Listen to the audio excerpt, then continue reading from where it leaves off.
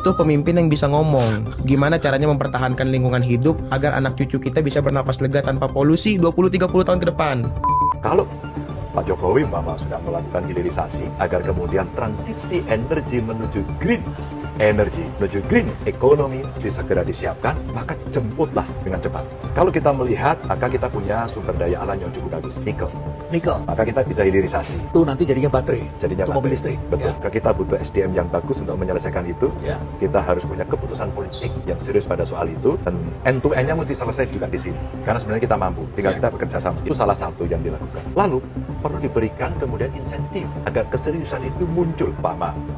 Kalau kemudian kita ingin menggunakan katakan green energy berbasis energi yang tidak mencemari, maka mesti ada insentifnya, pajak lah, ya, terus kemudian fasilitas lah, sehingga orang akan bisa berjalan. Pengalaman kecil aja, waktu kami panggil kawan-kawan dari dinas yang ada di Jawa Tengah, kalau kita kembangkan ini di Jawa Tengah punya apa?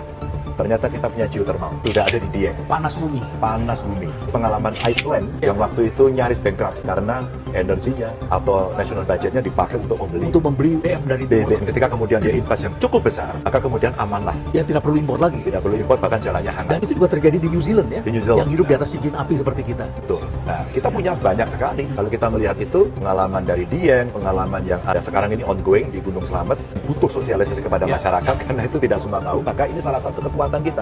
Panas bumi. Panas bumi ya. Ke matahari udah terlalu banyak. Luar biasa. Udah terlalu kita banyak. Di atas khatulistiwa. Kita bisa lakukan itu, dan banyak sebenarnya kantor-kantor sekarang kita dorong. Yuk kita bikin lomba.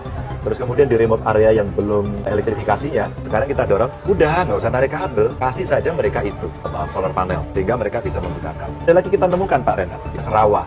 Gas rawa. Ini saya nggak pernah dengar ini. Saya kasih tahu berarti. Karena ada pengalaman menarik, para geolog kami menemukan beberapa tempat di Jawa Tengah itu ternyata ada tumpukan semacam humus atau berapa juta tahun, kemudian itu keluar gas. Jadi dia sudah lapuk di sana, masih gas yang tersimpan. Ya. Betul. Itu kita praktekkan di beberapa tempat, di Banjarnegara, di Karanganyar, di Sragen.